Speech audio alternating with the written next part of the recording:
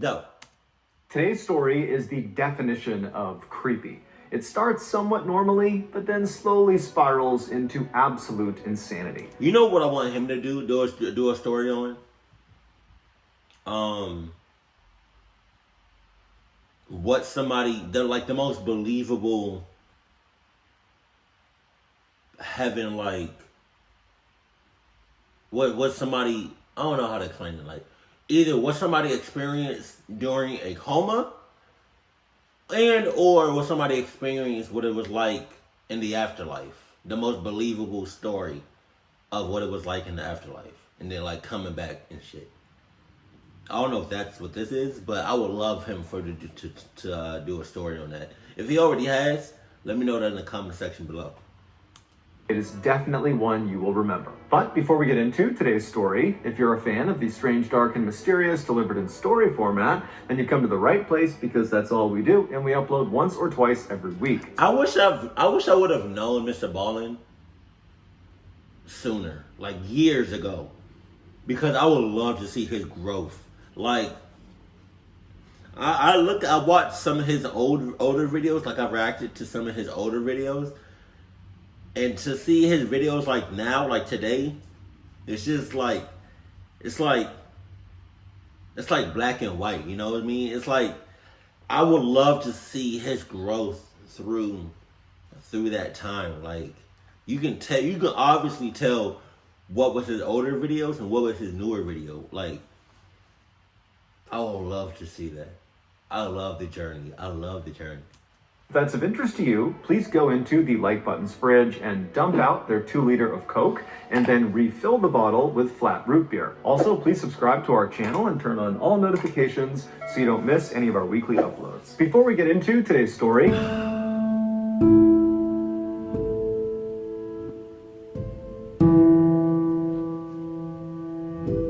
You got my neck, MrBallen. You got my neck. I want to talk to you about today's sponsor, HelloFresh. The primary reason my diet periodically turns into diet Cheeto smoothies and deep-fried licorice popsicles is because I get lazy. It's like, do I want to make another horrible trip to the grocery store? Or do I want to suck down another Sour Patch Kid covered in ice cream? Why he spit like that? Dude. Obviously, I'm taking the latter. But a couple of years ago, I discovered a way to eat healthier without the dreaded trip to the grocery store. And that's with HelloFresh. HelloFresh sends you this neat little box full of meals, and they have tons of choices from fairly intricate to 20-minute quick and easy recipes. But the catch is, the meals aren't made yet. You need to make the meals. But that's good because it ensures freshness, and you can literally see that the ingredients are as healthy as they come. And before you tell me you're a bad chef, I'm a bad chef, and I can whip these things together no problem. All the ingredients arrive at your doorstep perfectly portioned out, and the recipes couldn't be easier to follow. So if you're finally ready to put down those chocolate-covered pickles, then you need to sign up for HelloFresh today. To do that, go to HelloFresh.com and use code MrBallen16 for... Chocolate-covered pickle sounds gross. Ew. To 16 free meals and 3 surprise gifts. Okay, let's get into today's story.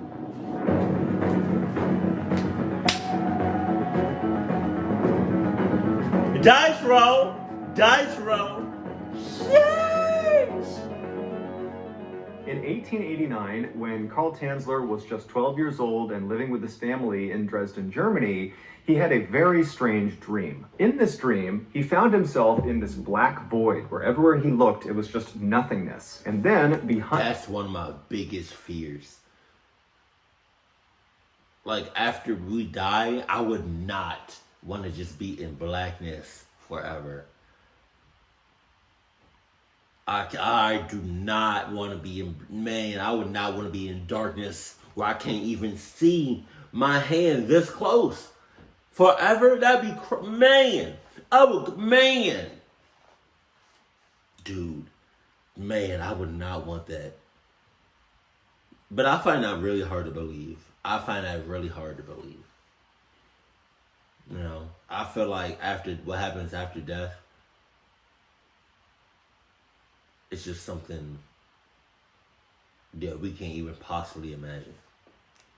him, he heard footsteps, and so he whips himself around and he looks, and there's this woman dressed in this big, puffy, elegant white dress walking towards him out of the darkness. And when she walks right up in front of him, she comes to a stop, and she introduces herself as Anna Constantia von Brockdorf, who was a real person in the early 1700s. She was a noblewoman in Germany, and she would tell Carl that she is actually a distant relative of his, and that she was here to pass on a very important message. Carl was rooted to the spot. He didn't know if he should be afraid of what she was going to say, or excited, or nervous, but before he could decide, Anna had already turned and was pointing in the direction she had appeared out of. And so Carl turns and looks in the direction she was pointing, and out of this blackness, out of this void, came this woman's face. It was a face detached from a body. It almost looked like a floating picture of a woman's face. And as this face floated closer and closer to them, Carl was immediately struck by just how beautiful this woman was. Her hair was jet black like a raven's feathers, and her skin was white like porcelain. But there was something off about this woman, this floating face. She looked sad and kind of frail. And so as Carl found himself staring at this face, which was now right next to them, Anna spoke to him again, and she would tell Carl that this woman, the floating face, she's going to appear in your life later on, and it is your mission given by God to save her. She's going to be very ill, very sick, and you need to find a way to keep her alive. Then Carl, in real life, woke up, and immediately he was struck by just how visceral that dream had been. It really felt like that had just happened to him, but after a few moments, it seemed like, okay, that was just a dream. But unlike other visceral dreams he had had in the past, this one did not gradually fade from his memory. Instead, over the course of that day, the memory specifically of the raven-haired woman's face really seemed to become more clear and more concrete in his mind, to the point where at the end of that day, he could easily remember exactly what she looked like. Over the following days and months and years, Carl periodically would have this same dream, this same vision of his distant relative Anna, who would come out of the void, and she would remind him to be on the lookout for this raven-haired woman when God sent her to him. But despite these constant reminders in his dreams, and Carl being ever vigilant to look for this raven-haired woman in real life, he never actually found her. He never met this woman he was supposed to save. Fast forward to 1926. Carl was 39 years old. By this point, he had gotten married, not to the raven-haired woman, but instead to a local woman in Dresden. And the pair had had 2 daughters together, and they lived a simple life. And, by and large, Carl seemed rather content and happy with his life. However, secretly, he was a little disappointed that these dreams, these visions that he was having of Anna and the raven-haired woman, that they had not come true, that it really had just been a dream. That year, due to an economic downturn in Germany, Carl and his family left Germany and emigrated to the United States, where they believed there would be better opportunities for them. And when they arrived in the United States, they settled in Central Florida, but within a year, Carl and his wife had a severe falling out and they split up. And so Carl would leave the family home in Central Florida, and he would resettle several hundred miles south in Southern Florida in a town called Key West. And it would be in Key West that Carl would get a job as an X-ray technician at a local hospital, and it would also be in Key West that Carl's life would change forever. Less than a year after settling in Key West, Carl was at the hospital going about his day when an older woman walked into the office, and she said to Carl that she was there to get her daughter, her 21-year-old daughter, an X-ray of her chest, because her daughter apparently couldn't stop coughing and they were concerned about it. And so Carl began doing the paperwork with the mother, when suddenly the daughter came into the office. And as soon as Carl saw her, he knew immediately that she was the raven-haired woman from his dreams. She walked in and she sat down in a chair, and Carl just stopped what he was doing and stared at the daughter. And then he kind of broke out of it and turned his attention back to the mother, and he said to her, "Ma'am, don't worry. I will do everything in my power to save your daughter's life." Now, the mother didn't know what was wrong with her daughter, and so this was both really helpful that this man she was talking to was so willing to help, and also kind of ominous that he was already insinuating that she could be dying. But either way, the mother said, "Thank you very much. We really appreciate that." And so Carl and the mother, they finished their paperwork, and then Carl quickly left from behind his desk and hustled over to the daughter, and he introduced himself and he reiterated that she was in good hands. And the daughter was a little bit weirded out by this, but she was polite and said thank you, and she said her name was Elena. And so Carl would take Elena and bring her back and give her the x-ray, and unfortunately he would discover through this x-ray that she had tuberculosis. Today, that disease is easily curable, but at the time, that was a death sentence. When Carl saw this though, in a weird way, it almost made him happy, because this was another indication that, this really was the raven-haired woman from his dreams. Not only did she look the part, but she also had arrived in desperate need of help. And so now Carl needed to find a way to save her, even though he was just an x-ray technician. He was not a doctor, and so he had no clue how to begin to treat tuberculosis. But that didn't stop. Over the next year, Carl would be in touch with Elena and her family on a near daily basis, updating them on all of the new techniques to fight tuberculosis that he was doing all this research on, and he would tell them about experimental procedures and drugs they could try, even sometimes paying out of pocket for them to go try them. He would also bring Elena into the office as often as he possibly could to x-ray her again and again and again to see if perhaps she was making good progress. But unfortunately, over the course of that year where he was doing everything he could, it just didn't work. The disease ravaged Elena's body, and on October 31st, 1931, so roughly a year after Carl had first met Elena, Elena would unfortunately pass away. Elena's family was devastated by this, but their grief didn't even compare to Carl's grief. It was like Carl had lost his life too. He couldn't believe he had failed his mission and let the raven-haired woman die. When it came time to bury Elena, Carl said, "Let me pay for the most elaborate gravesite we can possibly make. Let me set up a mausoleum for her." A mausoleum is an external building that sits in a cemetery that effectively serves as a kind of shrine to the deceased. And so her family, they understood that Carl had become very, very close with Elena, although they didn't fully understand the relationship, but they did understand she meant a lot to him, and so they agreed to let him do this. After Elena was buried inside of this small temple that Carl had built for her, Carl began spending virtually all of his time kneeling inside of it, crying and begging for Elena's forgiveness. All right, Carl. All right, Carl. Carl. All right. All right, Carl. Relax, man. Elena's family was well aware that Carl was doing this, and at first they kind of just let it happen. But, after several months, they began to tell Carl, you really need to let her go. You need to begin to move on. But Carl refused. In fact, over time, he only became more and more obsessed with Elena. Finally, after 7 years of Carl... No. Not no 7 years. 7 years. Not no 7 years. 7, not 7.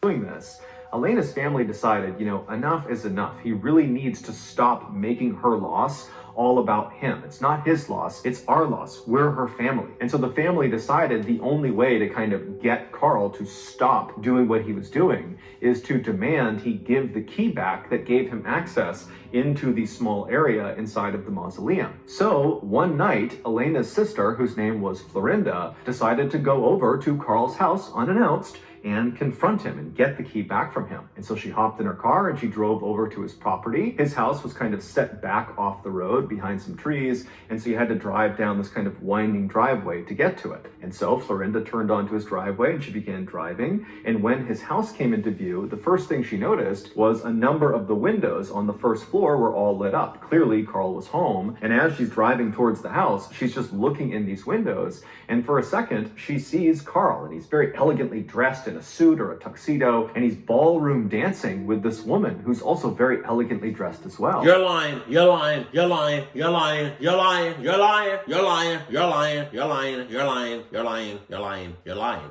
you're lying, you're lying. That is not the dead girl's body. You're lying, you're lying, you're lying. If that's the dead girl's body.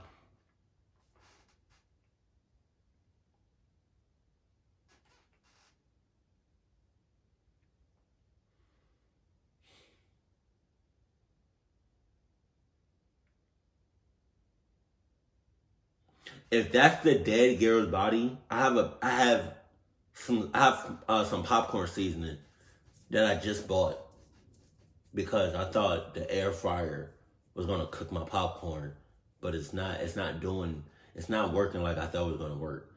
So I'm gonna get the popcorn seasoning, look at my finger, dip my finger in the seasoning.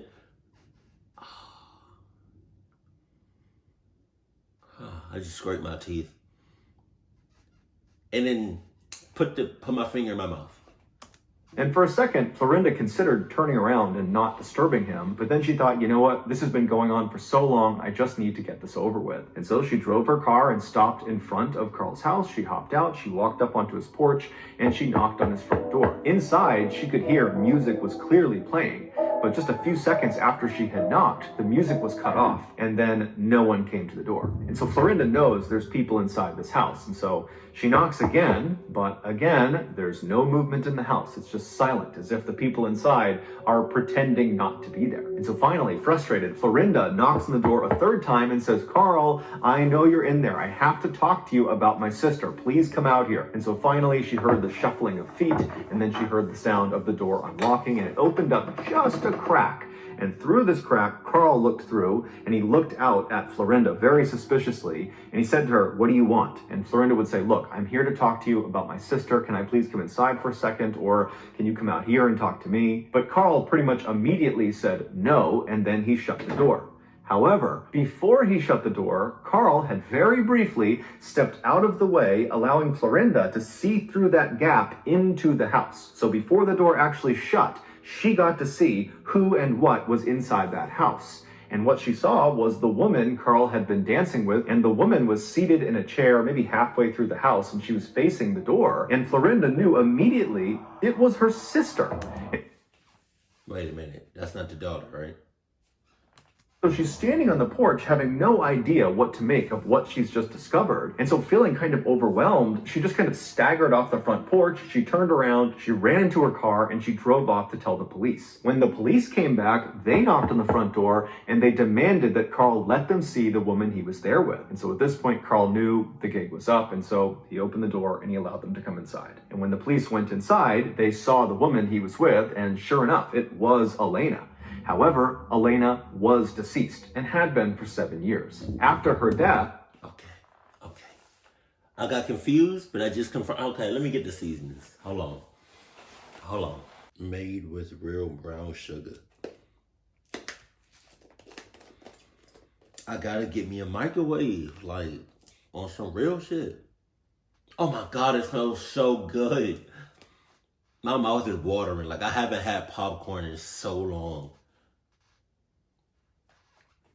God, my mouth is watering. Like, that's crazy. Cause you see it. What's that? Candy, lollipop, or whatever from way back in the day, where you lick it and you put it in some sugar or something. I don't know how to. Hold on.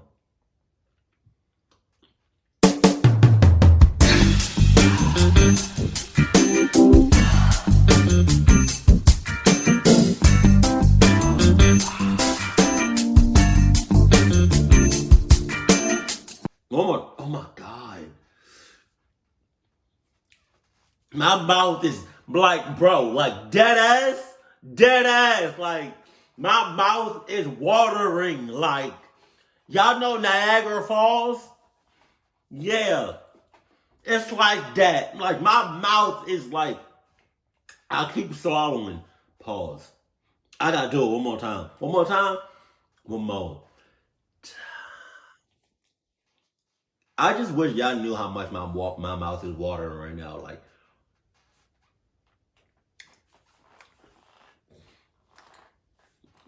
I'm excited. Like, I'm gonna either buy a microwave this week or next week. I don't know, but I have, like,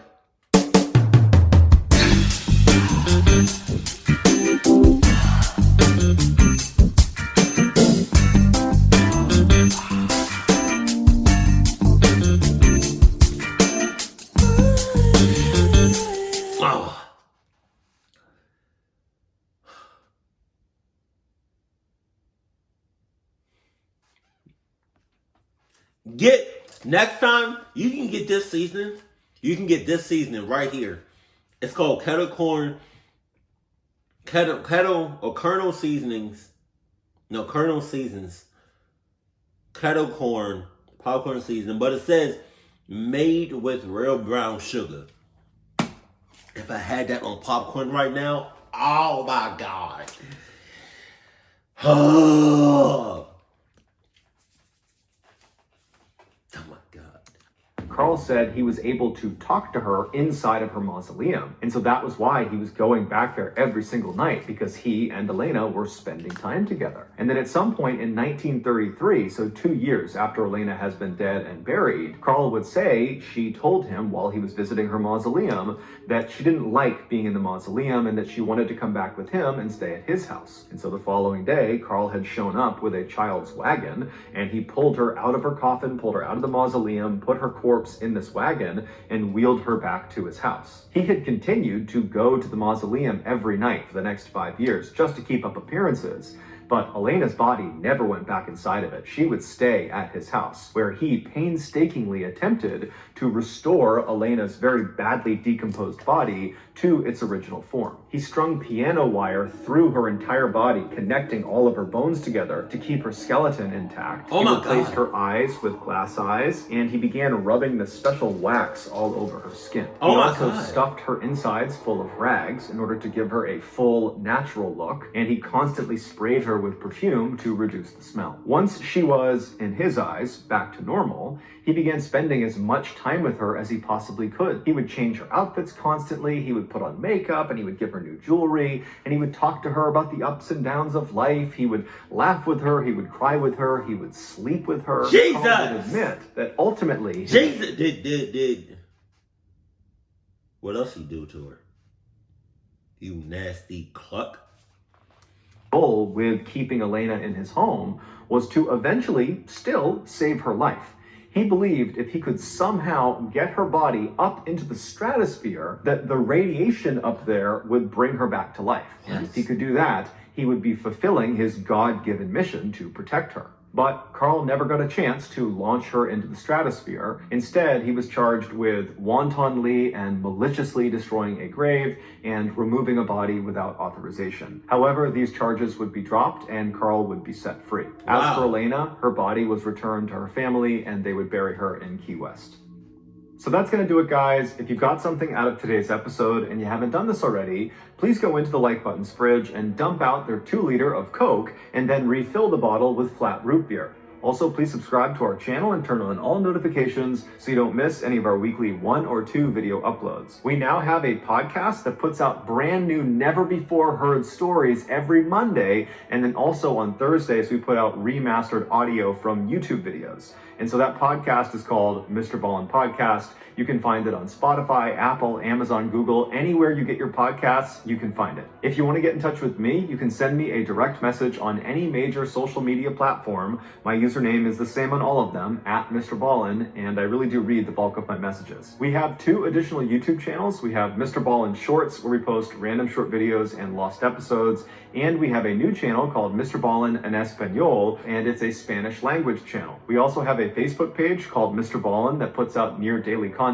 as well as a Snapchat channel that puts out content every Sunday. We have some really cool merchandise, so if you want to have a look, head on over to shopmrballen.com. So whether I see you on Instagram, Twitter, TikTok, Reddit, YouTube, Facebook, podcasts, additional YouTube channels, wherever, just know that I really appreciate your support, and until next time, that's going to do it.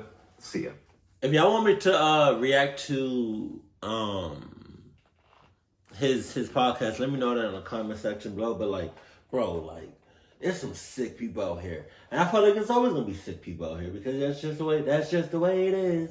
That's just the way it is. But to actually interact in every meaning of the word with the dead body, that's beyond, like, that's you're crazy. You're crazy, and you need. I don't even know what to do with that. I don't even know what to do with you. Like, you're interacting, you're sleeping, you're talking, you're touching, caressing, dancing, like, doing God knows what to a dead body. What do you do to somebody like that? Let me know in the Jesus. Let me know that in the comment section below. Keep it cool, keep it classy, and I love you. Stay happy, my family.